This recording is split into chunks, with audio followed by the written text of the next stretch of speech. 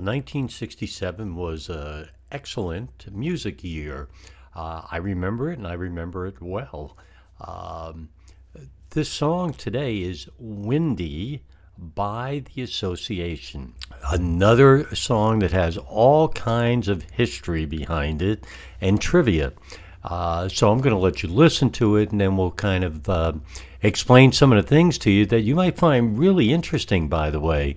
The other thing I remember is, and I'm not precise on this, but I remember that Windy, I believe, was in between my Four Seasons, Come On Marianne, and Can't Take My Eyes Off You. Could have been in the reverse order, I don't quite remember. But Windy was a number one song, and an excellent song, by the way, and a very different song from the Association, the group you knew for Cherish and Never My Love, and songs like that were just nice and melodic. This one had a little bit more of a beat to it, and I'm going to tell you a little bit more about how that happened.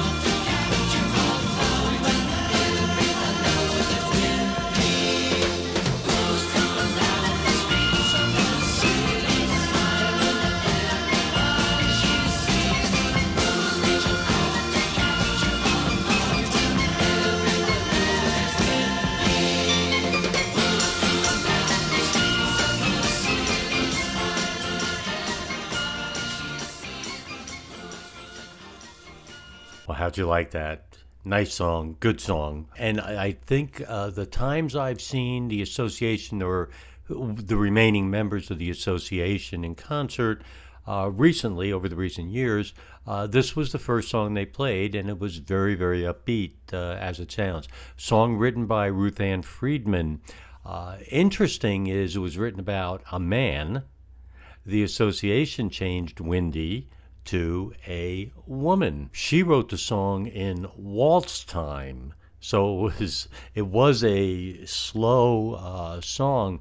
Bones Howe produced the song, and he made lots of changes, including giving it this real rock beat that helped the song along quite a bit. By the way, this was Howe's first number one song that he produced. He had a couple others late in the 60s with The Fifth Dimension, Wedding Bell Blues, and Aquarius, Let the Sunshine In. It was the association's second number one hit after Cherish. So Ruth Ann Friedman had written a lot of songs, but none of them were hits until Wendy came along. And the good news is, as she would tell you, she was able to pay her rent when Wendy became a big hit. She lived in San Francisco back in the 1967 time. Summer of Love, 1967. I just realized, I was looking here, she actually said she was more of a beatnik than a hippie. As you listen to the song, about a minute in, you're going to hear a recorder playing. It's Terry Kirkman playing the recorder. It's really rare to hear anybody doing any solo with a recorder. The background instruments were done by a group that helped or worked with everybody from Frank Sinatra to the Beach Boys, Hal Blaine on drums, etc. I'm not sure if it was the actual Wrecking Crew, but it was a lot of members from the Wrecking Crew that did the backup. This was also one of the first top 100 songs written entirely by a woman at that point. Times have really changed now, and that's good. So there you go. Wendy by the Association, written by Ruth Ann Friedman, and a nice song, good song.